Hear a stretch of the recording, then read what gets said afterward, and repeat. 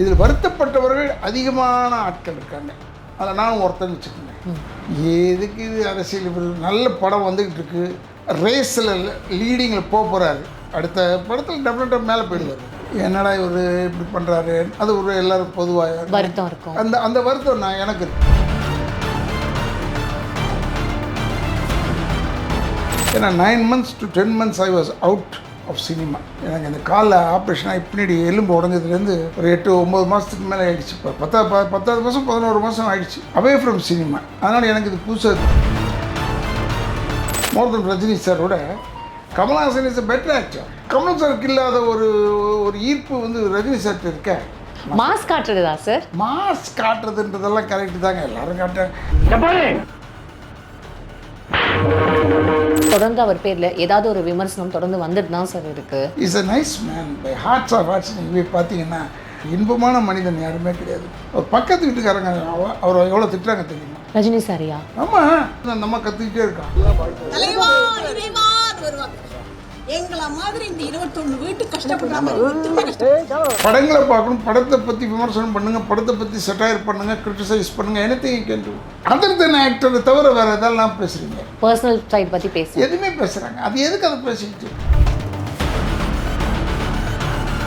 படங்கள் அவ்வளவா வெளிவரது இல்லை, எல்லாமே ஓடிடி ரிலீஸ் ஆகுது. இது உங்களோட ஒப்பீனியன் என்ன? கேசட் வர ஆரம்பிச்சது, அதனால் ஒன்றும் பெருசாக மாறல. பட் இப்போ எப்படின்னா ஓடிடி அது இதுன்னு வந்த உடனே கொஞ்சம் மாறுது. தேட்டரில் விலைவாசிகள்னு ஒன்று இருக்குல்ல, நீ எதுக்கு தேட்டருக்கு வர? படம் பார்க்க தானே, படத்தை பாரு. எதுக்கு பாப்கார்ன் வாங்குற, எதுக்கு சோடா வாங்குற, எதுக்கு இது வாங்குற, நான் கிண்ணல சொன்னேன். பட் அதெல்லாம் வாங்கினதுனால தான் ஏறுது விலை. வெறும் டிக்கெட் விலை மட்டும் பார்த்தீங்கன்னா நீங்கள் வெறும் டிக்கெட் கிழிச்சிட்டு போய் படம் பார்த்து வர வேண்டியது தான். நீங்கள் ஊருக்கு பார்த்தீங்கன்னா உங்களுக்கு அவ்வளோவா எக்ஸ்பீரியன்ஸ் இருக்காது. இதில் மதுரையில் பார்த்தீங்கன்னா சினிமா கோவர்ஸ் இருப்பாங்க, இப்போவும் இருக்காங்க. முந்தியெல்லாம் படம் ரிலீஸ் ஆச்சுன்னா ப்ரொடியூசர், டைரக்டர், ஹீரோ யாருக்கு இருந்தாலும் வாய்ப்பு இருந்தால் முதல்ல போய் மதுரையில் போய் பார்ப்பாங்க. சினிமாவில் நீங்கள் என்ன செய்கிறீங்களோ அதை தாங்க அவங்க லைஃப்பில் போய் வச்சுருப்பாங்க. மதுரையில் they are not fanatics, they love cinema. அப்படி இருந்தது. மெட்ராஸ்லாம் ஒன்றுமே கிடையாது. அதான் மதுரைக்காரன் சொல்லுங்க.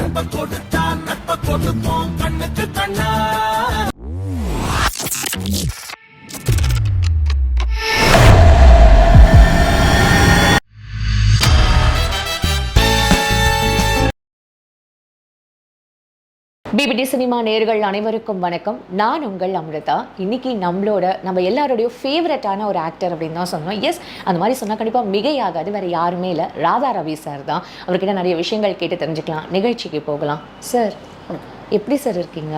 நல்லா இருக்கம்மா. எங்கள் சேனல் நீங்கள் யாருக்குமே இன்டர்வியூ கொடுக்க மாட்டீங்க, ஆனால் எங்களை சேனலுக்கு நீங்கள் இன்டர்வியூ கொடுக்குறது எங்களுக்கு ரொம்ப சந்தோஷம் சார். கண்டிப்பாக எங்களோட மக்களும் ரொம்ப ஹாப்பியாக ஃபீல் பண்ணுவாங்க. So special thanks sir. Thank you. Sir, இது வந்து ஒரு கண்டிப்பாக ஒரு சீரியஸான ஒரு டாப்பிக்காக தான் இருக்கும்னு நான் நினைக்கிறேன் சார்.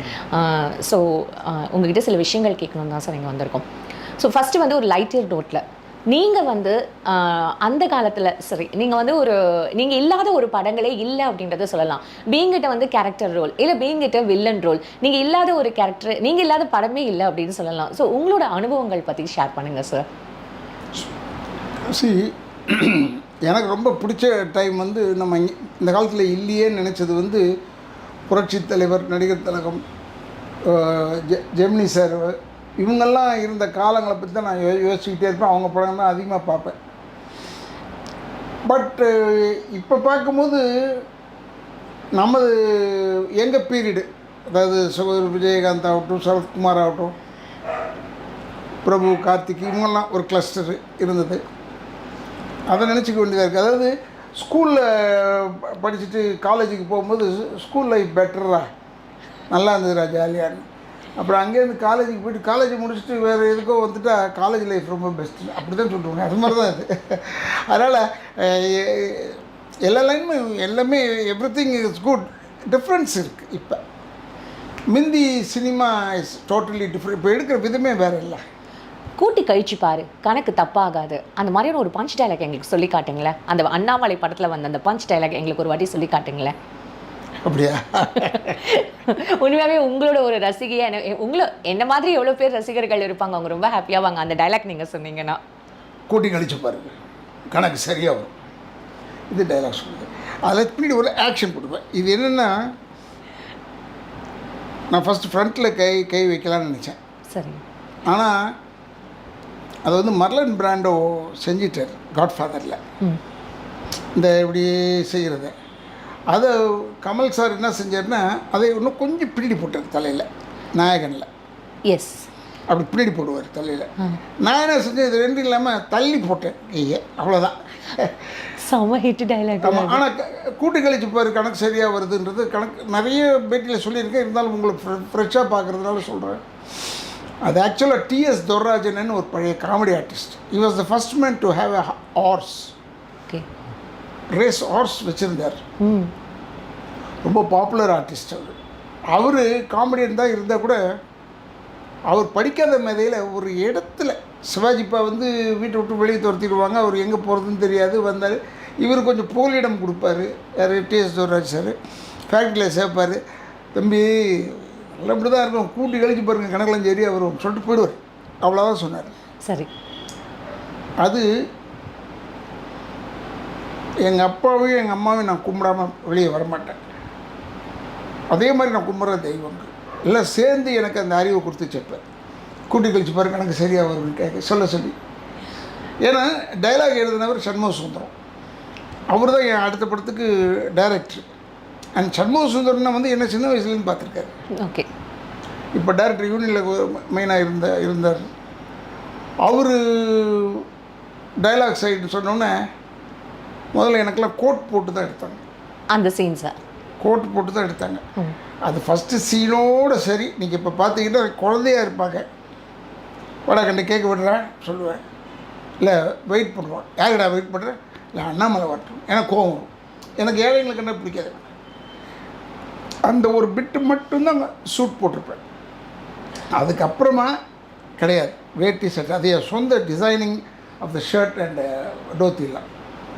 ரஜினி சார் வந்து பாலச்சந்திர சார்கிட்டே சொல்லிட்டார், ராதாரே பாருங்கள் என்ன மாதிரி வந்திருக்கேன் பாருங்க கெட்டப்னு. ஏன்னா நான் உல்ட்டா கெட்டப் பண்ணேன். அதில் இப்போ சொல்கிறதுனால ரொம்ப பேருக்கு தெரியும், எனக்கு தெரியாது. ஓகே. யங்காக இருக்கும்போது கண்ணாடி போடுவேன். அதாவது மிடில் ஏஜ். ரஜினி சாரில் வளர்ந்துருவார்ல. அப்புறம் நான் எனக்கு ஒரு வயசு ஆகிடும்ல. ஆமாம், தலைமுடியெலாம் நினச்சது. அப்போ ஆஃப் ஷர்ட் போடுவேன், கிளாஸ் போடுவேன். இப்படி ஒரு ஒயர் வந்து இருக்கும். அப்புறம் அடுத்த ஸ்டேஜ் என்னென்னா ரஜினி சாருடைய பையன் பொண்ணு அவங்க வளர்ந்து இன்னும் நான் வயசானவனா ஆகிடணும். அதனால் 3rd கிரேட் கொடுக்கும்போது நான் என்ன செஞ்சேன், ஃபுல் கை ஷர்ட் போட்டேன். ஏன்னா ஸ்லிங்க்னஸ் அவ்வளோவா இருக்காது, தெரியக்கூடாதுன்னு ஷர்ட் போட்டு. அதில் பார்த்தீங்கன்னா கண்ணாடி இல்லை எனக்கு.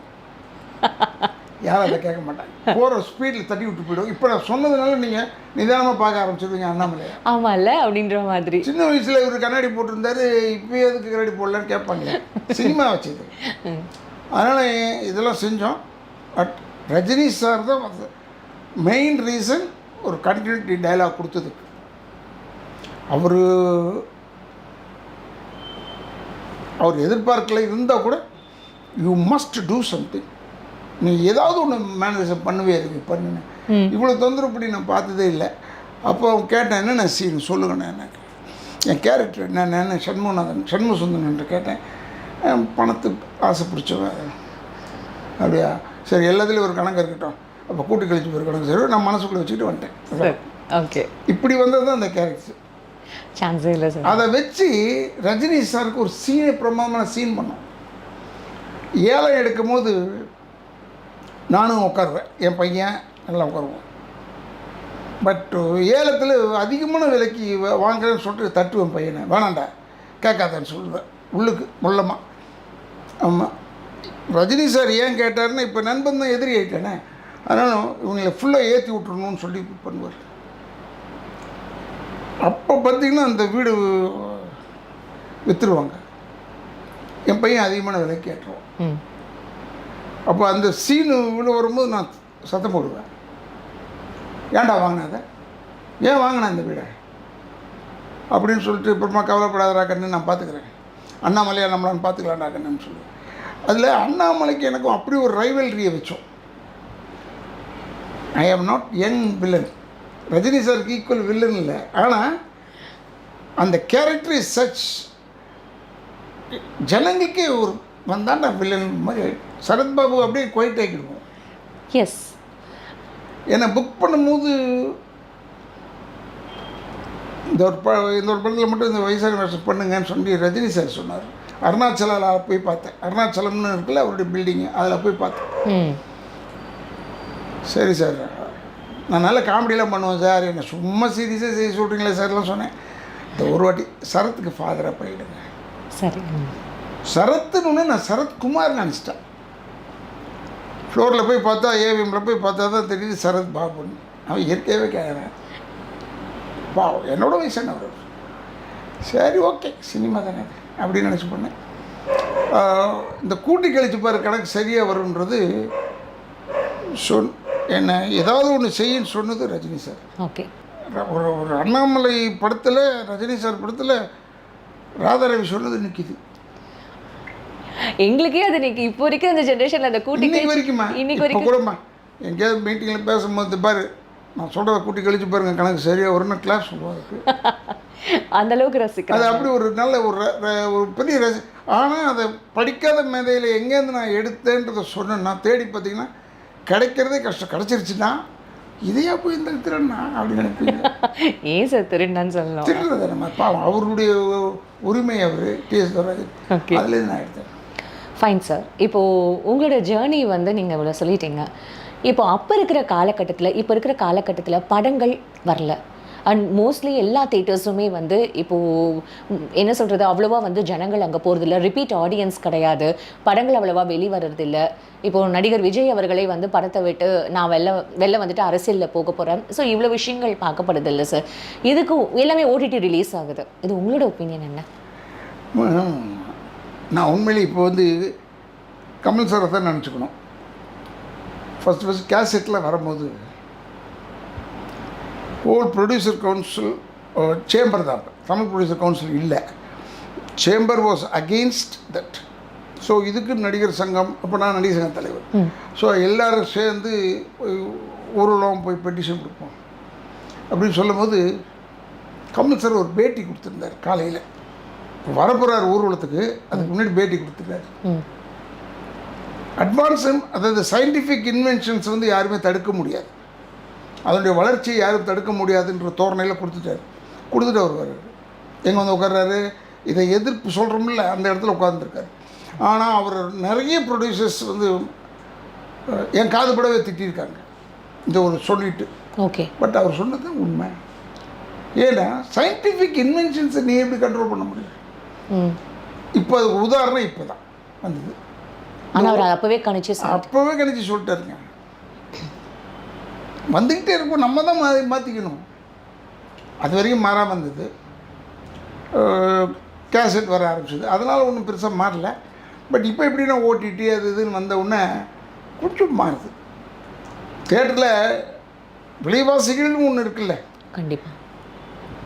நான் ஆந்திராவில் போய் பார்க்குறேன், வெறித்தனமாக அதே மாதிரி பார்க்குறாங்க படம். ரிப்பீட்டட் ஆடியன்ஸும் சொல்கிறீங்க. ரிப்பீட்டட் ஆடியன்ஸ் இருக்காங்க அங்கே. நான் ஒரு பியூட்டிஃபுல் தேட்டர் பேர் தெரியல, ஹார்ட் ஆஃப் ஹைதராபாத்தில் இருந்தது. அதுக்கு போய் பார்த்தேன். இவர் ஒரு யார் என்டிஆர் மாமா இருக்கார்ல பெரியவர், அவருடைய படம் நினைக்கிறேன். அந்த படம் பார்த்தேன். ஜனங்க அதே வெறியோடு இருக்காங்க. நான் இப்போ வருத்தப்பட்டுக்கிட்டு இருந்தேன். சரி, நம்ம ஊரில் தானே மாறிடுச்சு, என்னன்னு தெரியல. விலைவாசியில் ஒன்று தான், அதே பாப்கார்ன் அதே விலை தான், சமோசா அதே விலை தான், அதனால் ஒன்றும் குறைக்கல. சினிமா கோவர்ஸ்ன்னு இருந்தாங்க. இப்போ நீங்கள் ஊருக்கு பார்த்தீங்கன்னா உங்களுக்கு அவ்வளோவா எக்ஸ்பீரியன்ஸ் இருக்காது. இதில் மதுரையில் பார்த்தீங்கன்னா சினிமா கோவர்ஸ் இருப்பாங்க, இப்போவும் இருக்காங்க. முந்தியெல்லாம் படம் ரிலீஸ் ஆச்சுன்னா ப்ரொடியூசர், டைரக்டர், ஹீரோ யாருக்கு இருந்தாலும் வாய்ப்பு இருந்தால் முதல்ல போய் மதுரையில் போய் பார்ப்பாங்க எப்படி இருக்கு ரிசல்ட்னு. ஏன்னா அங்கே தான் வந்து பப்ளிக் கரெக்டாக சினிமா கோவர்ஸுங்க. சினிமாவில் நீங்கள் என்ன செய்கிறீங்களோ அதை தாங்க அவங்க லைஃப்பில் அப்படி வச்சுருப்பாங்க. ஓகே, ஸோ பின் பாயிண்டில் வச்சுருப்பாங்க. நீங்கள் எங்கே கேட்டாலும் எதை தொட்டாலும் பதில் சொல்லுவாங்க. சினிமாவில் மதுரையில் they are not fanatics, they love cinema. அப்படி இருந்தது. மெட்ராஸ்லாம் ஒன்றுமே கிடையாது, சிட்டி, அதனால் பேசுகிறோம். அங்கே தான் பார்க்கணும், மதுரையில் தான் போய் பார்க்கணும். அது மாதிரி ஆந்திராவில் there are cinema going people. இப்போவும் இருக்காங்க நிறைய. ஜென்ரேஷன்ஸ் சேஞ்ச் ஆனாலும் அது இருந்தாலும் மாறலன்றீங்க. இருக்காங்க. இப்போ நீங்கள் இங்கே வந்து ஓடிடி வந்துருச்சு, அது வந்துருச்சு, இது வந்துருச்சுன்னு நான் என்ன நான் சொன்னேன், நீ எதுக்கு தேட்டருக்கு வர? படம் பார்க்க தானே, படத்தை பாரு. எதுக்கு பாப்கார்ன் வாங்குற, எதுக்கு சோடா வாங்குற, எதுக்கு இது வாங்குறேன்னு நான் கிண்டலில் சொன்னேன். பட் அதெல்லாம் வாங்கினதுனால தான் ஏறுது விலை. வெறும் டிக்கெட் விலை மட்டும் பார்த்தீங்கன்னா நீங்கள் வெறும் டிக்கெட் கிழிச்சிட்டு போய் படம் பார்த்துட்டு வர வேண்டியது தான். பாப்கார்ன் சாப்பிட்றதுக்குனே சில பேர் இல்லைப்பா, அது இப்போ வந்துருச்சுப்பா. பாப்கார்ன் வாஸ் இன்வென்டட் இப்போ. நீங்கள் எந்த பீரியட் வேணாலும் எடுத்துக்க. பழைய பீரியடில் பாப்கார்ன்லாம் எடுக்கவே மாட்டாங்க. இப்போ பாப்கார்ன் கையில் வச்சுக்கிட்டு பேசுகிறது ஃபேஷன் அடிச்சு சினிமாவுக்கு, சினிமா பார்க்குறவங்களுக்கு 10 பேர் பார்க்குறாங்க, 10 பேர் தான் உட்காந்துருக்காங்க. நீங்கள் ஆனால் சிட்டியை தாண்டிட்டிங்கன்னா பிரமாதமாக போகுது எல்லா படமும். இப்போவும் கொஞ்சம் சினிமா கோர்ஸ் இருக்காங்க. Okay, they come and C films. கீழே போக நல்ல இப்போ இவருது தம்பி தனுஷுடைய படம்லாம் பிரமாதமாக போகுது. ராயன் படம் சொல்கிறீங்களா? பிரமாதமாக போச்சு. நல்ல க்ரௌடோட, தேட்டரில் க்ரௌடோட போகிறது தான் பெருசு. ஓகே, காலியாகி தேட்டர் ஆகி போகிறது வந்து ஈஸியாச்சு. பட் நல்ல இப்போ ரஜினி சார் படம் ரிலீஸு, எங்கள் பக்கத்து வீட்டில் இருக்கிற பையன் ஹீ இஸ் டெல்லிங் மீ, அண்ணே அந்த 2 நாள் மட்டும் எங்களை விட்டுருண்ணே, என்னை கூப்பிடாதீங்க, நாங்கள் ரஜினி சார் படத்துக்கு போகிறோம். ஜாலியாக போங்க, நான் ஏன் கூப்பிட போகிறேன். வெயிட் பண்ணுறாங்க. அதே மாதிரி தான் விஜய்க்கு இப்போ அப்படி ஆயிடுச்சு, ஏறத்தால் அப்படி வந்துட்டார் விஜய். நான் அரசியலுக்கு போகிறேன்னு சொல்லும் போது இதில் வருத்தப்பட்டவர்கள் அதிகமான ஆட்கள் இருக்காங்க. அதில் நானும் ஒருத்தன் வச்சுக்கோங்க. எதுக்கு இது அரசியல்? இவர் நல்ல படம் வந்துக்கிட்டு இருக்கு. இப்போ ரேஸில் லீடிங்கில் போகிறாரு. அடுத்த படத்தில் டெஃபினட்டாக மேலே போயிடுவார். என்னடா இவர் இப்படி பண்ணுறாரு, அது ஒரு எல்லோரும் பொதுவாக வருத்தம் இருக்கும். அந்த வருத்தம் எனக்கு இருக்கு. எதை வச்சு அவர் அவ்வளோ பெரிய ஸ்டார்டமுக்கு வந்தாருன்னு தெரியலங்க. சினிமா மட்டும் எதுவே பதில் சொல்ல முடியாது. கரெக்டாக அதிர்ஷ்டம் தானே sir? Kamal Haasan is a better actor இல்லையா? மோர் தென் ரஜினி சாரோட Kamal Haasan is a better actor. Okay, but Kamal சாருக்கு இல்லாத ஒரு ஈர்ப்பு வந்து ரஜினி சார்ட்டு இருக்க. ஆமாம், அந்த ஈர்ப்பு தான் டிஃப்ரென்ஸ் பண்ணுது. மாஸ் காட்டுறது தான் சார். மாஸ் காட்டுறதுன்றதெல்லாம் கரெக்டு தாங்க, எல்லோரும் காட்டுறாங்க. இப்போ எம்ஜிஆர் சிவாஜி காலத்தில் எம்ஜிஆருக்கு தானுங்க மாஸ் இருந்தது. அப்புறம் என்ன மாஸ் காட்டினார், என்ன இழுத்தார்? அதே கதை தானேங்க. ஆமாம், அந்த கதாநாயகியை கைப்பிடிச்சி இழுத்துட்டு போகும்போது கடைசி நேரத்தில் வந்து காப்பாற்றுவார் எம்ஜிஆர். அந்த கையை தவிர வேறு ஒரு கை வந்ததுன்னா பெரிய வெட்டு குத்தாயிடும். அந்த கை எம்ஜிஆர் கையாக தான் இருக்கணும். அதான் நல்லதாக இருக்கும். அதுக்காக சொல்கிறேன். ஓகே, அதனால் அப்படி ஃபீட் பண்ணி வச்சுருக்காங்கல்ல, அது இப்போ கொஞ்சம் பண்ணுற. நார்த் இந்திக்கு எடுத்துக்கிட்டால் கூட அமிதாப் பச்சன் அளவுக்கு ஷாருக் கானோ அவங்கெல்லாம் யாருமே வந்துடல, ரீச் ஆகலை. நான் பார்க்க ராஜேஷ் கண்ணாக்கு பார்த்தேன். அதுக்கு முன்னாடி திலீப் குமார் அவங்களாம் இருந்திருக்காங்க, சுனிதத்தில் இருக்காங்க, எனக்கு தெரியாது. பட் நான் நல்லா பார்த்தது ராஜேஷ் கண்ணாக்கு ரொம்ப நல்ல புல்லிங் பவர் இருந்தது. பட் அப்போ வந்து அமிதாப் பச்சன் கூடவே பண்ணியிருக்காரு, அவருக்கு அவ்வளோ பெருசு இல்லை. அப்புறம் பார்த்தா அவர் தான் சினிமா.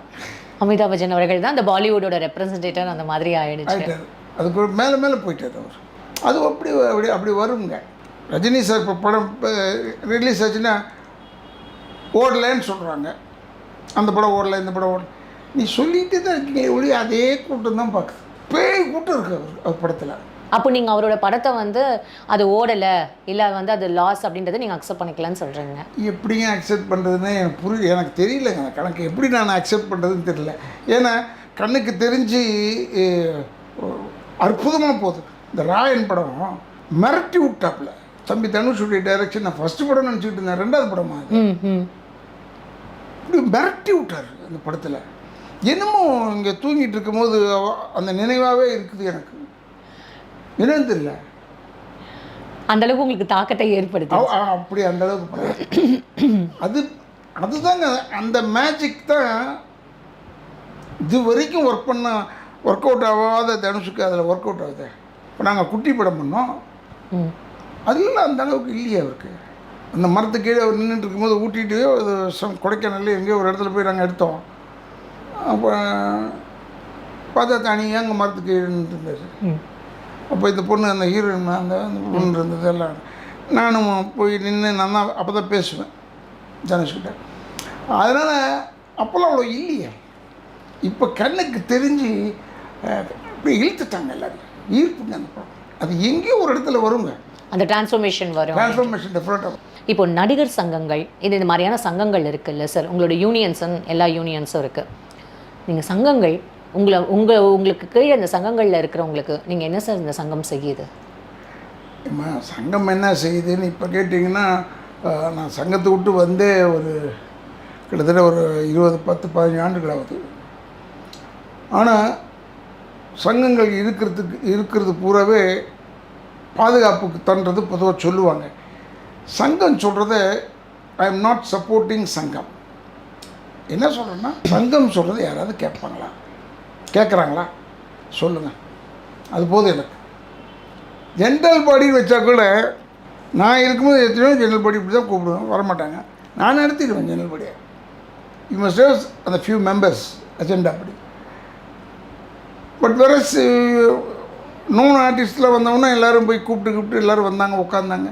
இதே தான் நான் என்ன வீட்டில் போய் நின்றுட்டு வாட்ச்மேன் வேலை செய்ய முடியாது. அந்த டிஃப்ரென்சியேஷன் தெரிஞ்சுது அப்போ. அதுக்கப்புறம் இப்போ பார்த்தீங்கன்னா நீங்கள் கேள்வி கேட்குற அளவுக்கு ஆகிடுச்சு, வந்துருச்சு. பத்திரிக்கைக்காரங்க கேள்வி கேட்குற அளவுக்கு வந்துச்சு. ஏங்க சங்கங்கள் இவ்வளோலாம் இருக்கீங்க, நீங்கள் எதுக்கு வரீங்கன்னா சுற்றி இப்போ இந்த நடிகர்கள் பிரச்சனை ஆகிடுச்சு இங்கே கேரளாவில் இல்லை, அதுக்கு தான் சுற்றி வரீங்க. ஏன்னா சங்கங்களை பற்றி பேசுனா இந்த சங்கங்கள்லாம் என்ன செய்யும்? அங்கேயும் இருக்குது, அம்மான் இருக்குது, எல்லோரும் சேர்ந்து ரிசைன் பண்ணிட்டாங்க. டெய்லி எனக்கு இன்ஃபர்மேஷன் வருது. இப்போது அதை பற்றி பேசும்போது இந்த மலையாளம் இதில் அம்மான்ற ஒரு இதை அவர் கலைச்சிட்டார். இருந்தாலும் அவரும் மம்மூட்டி அவர்களும் அங்கே சுப்ரீம் ஸ்டார்ஸ்ன்றது நமக்கு தெரியும். அவங்க ஒரு விஷயங்கள் ரெண்டு பேருமே ஒரு விஷயம் சொல்லியிருக்காங்க. நான் கலைச்சிட்டானா நான் எங்கேயுமே ஓடி போகல, நான் இங்கே தான் இருக்கேன், கண்டிப்பாக நாங்கள் இந்த கமிஷனை ஃபேஸ் பண்ணுறோம், யார் இந்த தப்பு பண்ணியிருந்தாலும் அவங்களுக்கான தண்டனை நாங்கள் வாங்கி கொடுப்போம் அப்படின்றத இவங்க ரெண்டு பேருமே சொல்லியிருக்காங்க. ஸோ உங்களோட ஒப்பீனியன் என்ன? என்னுடைய ஒப்பீனியன் நம்ம கண்ணு கெட்டாத தூரத்தில் நடந்த விஷயங்கள், இதில் எவ்வளோ உண்மை இருக்குது எவ்வளோ பொய் இருக்குன்னு நம்ம இங்கே உட்காந்து பேப்பரை படிச்சுட்டு தெரிஞ்சுக்கிறோம், பேசுகிறோம். இவங்க சொல்கிறாங்க ஒன்று கருத்து, அவங்க சொல்கிறாங்க ஒன்று கருத்து. இது ஒவ்வொருத்தவங்க சொல்கிற கருத்தையும் நம்ம எடுத்துக்கிட்டு பேச முடியாது. பட் என்ன இருந்தாலும் action is a wrong action. அதுக்கு என்னுடைய அறிவு கேட்டது வரைக்கும் நான் ஒரு ஏன்னா 9 months to 10 months I was out of cinema. Okay. எனக்கு இந்த காலில் ஆப்ரேஷனாக பின்னாடி எலும்பு உடஞ்சதுலேருந்து ஒரு 8-9 மாதத்துக்கு மேலே ஆகிடுச்சு. இப்போ 10வது மாதம் 11 மாதம் ஆகிடுச்சு அவே ஃப்ரம் சினிமா. அதனால் எனக்கு இது புதுசாக தெரிஞ்சுது. அதேமாதிரி ப்ரொடக்ஷன் பாய்ஸ் இருக்காங்க, ஃபைட்டர்ஸ் வரும்போது ஃபைட்டர்ஸையும் சொல்கிறேன், நம்ம அவங்களெல்லாம் அசிங்கமே படுத்தாதீங்க. ஏன்னா டோன்ட் திங்க் சும்மா அவங்க கீழே இருப்பாங்கன்னு நினச்சிக்காதீங்க. அப்படி ஏன்னா நாங்கள் வெளியூரில் அப்போல்லாம் வெளியூர்லலாம் கேரவன்லாம் கிடையாது. அந்த ஊர் கிராம மக்களுக்கும் எங்களுக்கும் பெரிய பெரிய தகராறுலாம் வந்திருக்கு. அதுக்கு ப்ரொடெக்ஷன் யாருன்னா இவங்க தான் எனக்கு கொடுப்பாங்க. எங்களை ப்ரொடெக்ட் பண்ணுறது அவங்க தான். கோவப்பட்டு பேசுனது நாங்கள் தான். ஆனால் ப்ரொடெக்ட் பண்ணுறது இவங்க. இவங்க நமக்கு கடவுள் மாதிரி அந்த டைமில் சேவ் பண்ணது. உதாரணத்துக்கு சொல்கிறேன், சபாஷின் படம், அதில் எங்கள் அப்பாவுடைய பாவ மன்னிப்பு கேட்ட பண்ணியிருப்பேன். எங்கே வச்சு பண்ணோம்னா விஜயமா இருந்தார், விஜயகாந்த் இருந்தார். விஜயமா தான் ஹீரோ அதில். நான் எல்லோரும் அந்த தெங்குமராடான்னு ஒரு ஊர், அங்கே ஷூட்டிங்க ஆற்றை தாண்டி போகணுங்க. அதுக்கு அதை வெயில் காலத்தில் வச்சா, ராமநாராயண் சார் டைரக்ஷன், வெயில் காலத்தில் வச்சா தான் தண்ணி கொஞ்சம் குறைஞ்சிருக்குன்னு அங்கே சொல்லியிருக்காங்க. அதெல்லாம் கேட்டு தானே வந்தாங்க. பவானி சாகர்லேருந்து காட்டுக்குள்ளே போகணும். காட்டுக்குள்ளே போய் அந்த ரிவரை கிராஸ் பண்ணணும். அந்த ஊர் வரும் தெங்குமரஹடா. அங்கெல்லாம் எங்களுக்கு அந்த ஒரு ஓட்டு வீடு, எனக்கு விஜயகாந்துக்கு, இன்னொருத்தருக்கு ஒரு ஓட்டு வீடு. நாங்களாம் ஆனால் வெளியே தான் படுத்துருப்போம். எதுக்குற காம்பவுண்டு வெளியே படுக்காதீங்கன்னு சொல்லுவாங்க அந்த ஊர்லேயே. ஏன்னா யானைங்க நைட்டு வரும் இந்த ஆற்றுல தண்ணி குடிக்க. நான் பார்த்துருப்போம் யானைங்க தலைக்கு மேலே இருக்குது செவுரு, இந்த செவத்துக்கு மேலே இருக்குது அதுங்களுடைய தலை. அதுங்க அப்படியே நடந்து போகுது, ஒரு 10-15 நடந்து போதா உள்ளே வதக்குன்னு தான் இருக்கும். அதுக்கு என்ன செய்யுது? அதனால தான் ஷூட்டிங் நடந்துகிட்டு இருக்கும்போது பிரச்சனை இல்லை, லைட்ஸ் எரியும். எனக்கு முடிஞ்சு போச்சு, நீங்கள் அவசரப்பட்டு வர முடியல, அது மாதிரிலாம் வர முடியாது. நாங்கள் வர மாட்டோம், ஏன்னா பயம், தனியாக வரணுமே, வீடு வரைக்கும் வரணுமே. அதனால் எல்லோரும் ஒன்றை இணைஞ்சி தான் ஒர்க் பண்ணணும் அந்த இடத்துல. யாருக்கும் நீ பெரியவன் நான் பெரியவன், நீ சின்னவன் நான் சின்னவன்றதே கிடையாது. அந்த அந்த மாதிரியான ஒரு ஈகோ கிளாஷஸ்லாம் எதுவுமே இல்லாமல் நீங்கள் எல்லோரும் ஒத்துமையாக வேலை செஞ்சீங்க. எல்லோரும் ஒத்துமையாக இருந்து தான் வேலை செஞ்சுட்டு இருந்தாங்க. அண்டு நாங்கள் பொதுவாகவே நாங்கள் வந்து நான் சொல்கிறது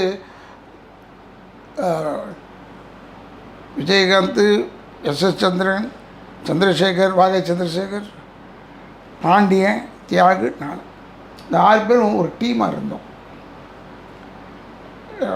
வீட்டில் ஏதாவது ஒரு பிரச்சனை, ஏதோ ஒரு இதுனா இன்னும் எல்லோரும் இங்கே மீட் பண்ணுவோம். அவங்க வீட்டில் மீட் பண்ணுறது. அப்போ ரோஹிணியே தான் இருந்தார் சார் விஜயமா. அப்போ நாங்கள் ரோஹிணியில் போய் உட்காருவோம். இதெல்லாம் அந்த ஒரு குரூப் மட்டும் தனியாக இருக்கும், தெரியும். எல்லோரும் ஒத்துமையாக இருப்பாங்க. ஸோ அது அந்த ஃபார்ம் இருந்தாலே போதும்ல சார், எல்லாரும் பேசுகிறதுக்கும் இது டெஃபினட்டாக அந்த மாதிரி ஒரு யூனிட்டியோடு இருந்தோம்னா அதனுடைய அமைப்பே வேறு. எந்த நேரத்துலையும் யாரும் நம்மளை ஒன்றுமே தொடர்பு. இந்த இன்சிடென்ட் இருக்குது பாருங்கள், இது இவ்வளோ பெருசாகி பத்திரிக்கையில் வருது, அது வருது, இது வருதுன்னு அந்த கேரளா இன்சிடென்ட், அது கொஞ்சம் மன வருத்தம் ஒரு ஓரத்தில் டெஃபினட்டாக இருக்கும். எதுல இருந்தாலும் தொடர்ந்து அவர் பேரில் ஏதாவது ஒரு விமர்சனம் தொடர்ந்து வந்துட்டு தான் சார் இருக்குது. ஏதாவது ஒன்று வருங்க, அவர் ஏதாவது ஒன்று செஞ்சுருவாருங்க, திடீர்னு ஏதாவது ஒன்று செய்வார், அதை ஒத்துக்கிடணும். She is a nice man by hearts of hearts. நீங்கள் போய் பார்த்தீங்கன்னா ஒரு மாதிரி ஒரு ஒரு இன்பமான மனிதன் யாருமே கிடையாது. ஒரு பக்கத்து வீட்டுக்காரங்க அவர் எவ்வளோ திட்டுறாங்க தெரியுமா?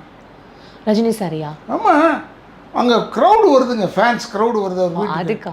அது பெரிய டிராஃபிக் ஜாம் ஆகுது, அதாவது இதாவது அந்த அம்மா கற்றுக்கிட்டே இருக்கான். அவர் என்னங்க செய்வார்? இப்போ நான் இங்கே உட்காந்துருக்கேன்னா என்னை தேடிக்கிட்டு வந்து 10 பேர் இருக்காங்கன்னா நான் என்ன செய்ய முடியும்? அது மாதிரிங்க, நல்ல வேளை நம்ம தெருவில் மாட்டிக்கிச்சு, தொல்லை இல்லாத போகிற அவருக்கு தனியாக இருக்குது, டொக்கா இருக்குது. அதனால் நிறைய பேர் அங்கே இருக்குங்க, பக்கத்து வீட்டிலலாம் கொஞ்சம் ஒரு மாதிரியே பேசுவாங்க. அதுக்கு என்ன செய்யுதுங்க? அவர் என்ன செய்வார்? அதுக்கு அவர் பொறுப்படுத்து. அவர் போயஸ் ரோடு, போயஸ் கார்டன், காமாக இருக்க ஏரியா, இங்கே தான் வீடு வாங்கிட்டு வந்தார். அவருக்கு தெரியாது, அவருக்கு அவங்க ஆளுங்க இவ்வளோ பேர் வருவாங்கன்னு அதை தெரிஞ்சுக்கணும். இந்த கால்குலேஷனுக்காக அவர் தனியாக ஆஃபீஸ் ரூம் வச்சுக்க முடியாது. அங்கே வாங்கன்னு சொன்னோம்னா எங்கே வந்தாலும் ரஜினி சாருக்கு க்ரௌட் இருக்கும். அவர் கல்யாண மண்டபத்தில் உட்காந்துருந்தார் கொஞ்ச நாளாக, நான் போய் பார்த்துருக்கேன். செந்தாமரனை அவங்க வீட்டில் கல்யாண டைம்லலாம் நானும் ரஜினி சாரில் ரொம்ப நெருக்கமாக இருப்போம். ஏன்னா அவர் செந்தாமரன் சொல்கிறதெல்லாம் செய்வார் அவர். அப்போ இருக்கும்போது நான் அவரை கல்யாண மண்டபத்தில் தான் போய் பார்ப்பேன் எப்பவுமே. அங்கேயும் க்ரௌடு தாங்க வருது அவரை பார்க்கறதுக்கு. அங்கேயும் அவர் அங்கே இருக்காருன்னா அங்கே ஒரே க்ரௌடாக வருதாங்க. அக்கம் பக்கத்தில் இருக்கவங்க சும்மா இருந்தால் தான் வாயை வச்சுக்கிட்டு போய் சொல்லிடுறான் போல இருக்கு. அதை ஒரு பாவம். அவராகட்டும் கமலா இந்த இடத்துக்கு வந்ததுக்கு எவ்வளோ சிரமப்பட்டு இட்டு எல்லாம் வந்திருக்கணுன்றது தெரியாமல் வேறு ஏதோ ஒரு விஷயத்தை பற்றியே பேசுகிறாங்க எல்லோரும். அவர் ஆக்சுவலாக யூ மஸ்ட் சி, அவருடைய படங்களை பார்க்கணும், படத்தை பற்றி விமர்சனம் பண்ணுங்கள், படத்தை பற்றி செட்டையர் பண்ணுங்கள், கிரிட்டிசைஸ் பண்ணுங்கள், எனிதிங் யூ கேன் டு. அவருடைய அதர் தென் ஆக்டரை தவிர வேறு எதெல்லாம் பேசுகிறீங்க? பர்சனல் சைட் பற்றி எதுவுமே பேசுகிறாங்க. அது எதுக்கு அதை பேசிக்கிட்டு? அவர் பாப்புலாரிட்டியை குறைக்கணும்னு அதெல்லாம் குறைக்க முடியாது, யாராலையும் குறைக்க முடியாது. அவருக்கு இன்னும் மாஸ் ஜாஸ்தியாக தான். இன்னும் ஜாஸ்தியாகும், அவங்க கூட்டம் ஜாஸ்தியாகும். அவருக்கு இப்போ இருக்கிற கூட்டம் பெரும் கூட்டம் இருக்குது. சரி, அப்போ அவர் வந்து அரசியலுக்கு வரேன் அப்படின்னு சொல்லிட்டு அரசியலுக்கு வராத போனதெல்லாம் எவ்வளோ பெரிய அதிருப்தி. You are correct.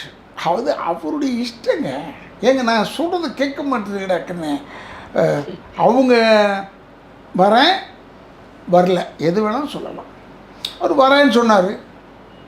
என்ன இப்போ அதை நம்பி நான் என்ன என் வீடை விற்றுவிட்டு பணத்தை தூக்கிட்ட போயிட்டாங்க அவர்கிட்ட? கிடையாது. அவர் வரேன்னு சொன்னார், அப்புறமா பார்த்தா வரலன்னு சொல்கிறாரு. அது அவர் இஷ்டம், நம்ம என்ன செய்ய முடியும்? அதை பற்றி கமெண்ட் பண்ணிக்கிட்டு அதை பற்றி பேசிக்கிட்டு இருக்கிறதுக்கு நமக்கு வந்து வேறு வேலை இல்லைன்னு அர்த்தம். எப்படி இருந்தாலும் கட்சி ஆரம்பிச்சுட்டு உள்ளே வர்றவங்க தானே, உள்ளே வந்தால் எப்படி எலெக்ஷன் ஃபேஸ் பண்ண போகிறோம்ல, அப்போ பார்த்துக்குவோம் அப்படின்னு விட்டுருந்தோம்.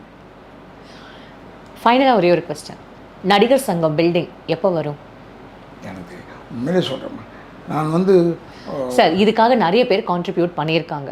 நிறைய பேரோட கொஸ்டின்ஸ் இதுவாக தானே இருக்கு. எப்போ நீங்கள் கட்டுவீங்கன்னு எவ்வளோ வருஷமாக நீங்கள் சொல்லிட்டு இருக்கீங்க இந்த நடிகர் சங்கம். நீங்கள் என்ன சொல்கிறீங்க? நான் சொல்லலைங்க. நான் கட்டணும்னு நினச்சி மூவ் பண்ணதெல்லாம் உண்மைதாங்க. அப்போ வரைக்கும் நானும் சரத்குமாரும் இருந்தோம். அதுக்கப்புறம் நாங்கள் இல்லையே சார். இப்போ நாங்கள் இல்லாமல் இருக்கிற வருஷமே நிறைய வருஷமாயிடுச்சு. 10 வருஷத்துக்கு மேலே போயிடுச்சு. இப்போ நீங்கள் அதை பற்றி பில்டிங் பற்றி கேட்கும்போதெல்லாம் எனக்கு இன்னும் டவுட் தெரியாது. ஏன்னா இப்போ கூட பதில் சொல்கிறதுலாம் பூச்சி முருகன் தான் சொல்லுது. பூச்சி முருகன் எனக்கு நல்ல எங்கள் வீட்டில் அதாவது என்கிட்ட வளர்ந்த பிள்ளையில் ஒருத்தன். அவனுக்கு எல்லா டீட்டெயில் தெரியுது. இப்போ அவன் சொல்லித்தான் சில இதெல்லாம் நான் கேட்குறேன், பார்க்குறேன். அட்லீஸ்ட் இல்லைனா அவரோட பேசிட்டு வந்து என்கிட்ட சொல்கிறாங்களே அது மாதிரி ஒழிய எனக்கு நடிகர் சங்கத்தை பற்றி அவ்வளோவா. சார் இப்போ முன்னாடிலாம் கலை நிகழ்ச்சிகள்னு நீங்கள் வந்து இந்த அப்ராடில் கூட்டிகிட்டு போய் நடிகைகளை கூட்டிகிட்டு போய் நடத்துவீங்கள்ல, இப்போலாம் அந்த மாதிரியான எந்த ஒரு நிகழ்ச்சிகளும் நடக்கிறது இல்லைல்ல சார்? நீங்கள் வேறு ஒன்றுமே இல்லை நடக்கணும். இதே டைம் அவங்கக்கிட்ட வாங்கிட்டு நாசர்கிட்ட வாங்கிட்டு அவரை கேட்டிங்கன்னா கரெக்டாக வரும் பதில். ஏன்னா ஸ்டார் நைட் நடத்துறது நாங்கள், இலங்கை தமிழர்களுக்காக உண்ணாவிரதம் இருந்தது நாங்கள். 2 மீட்டிங்கும் நடிகர் சங்கத்திலே போட்டேன். அதில் ஒன்று வந்து செவுத்தியை உடைச்சேன். ஏன்னா அந்த பக்கம் விஐபிஸை மட்டும் கூப்பிட்டு வரலான்னு சொல்லி. அப்போ நான் பதில் சொன்னேன் இதுக்கெல்லாம். இப்போ வந்து அவங்க தான் சொல்லணும். ஏன்னா அவங்க என்ன பிளான் வச்சுருக்காங்கன்றது எனக்கு தெரியாது. Fine sir. சார் இவ்வளோ நேரம் வந்து இல்லை சார், எங்களுக்கு இவ்வளோ அழகாக ஒவ்வொரு விஷயமும் எங்களுக்கு ரொம்ப டீட்டெயில்டாக எக்ஸ்பிளைன் பண்ணிங்க சார். எனக்கு வந்து ரொம்ப பெருமையாக இருக்குது சார் உங்களை வந்து இன்டர்வியூ பண்ணதுக்கு. ரொம்ப ரொம்ப நன்றி சார். ரொம்ப சந்தோஷம்.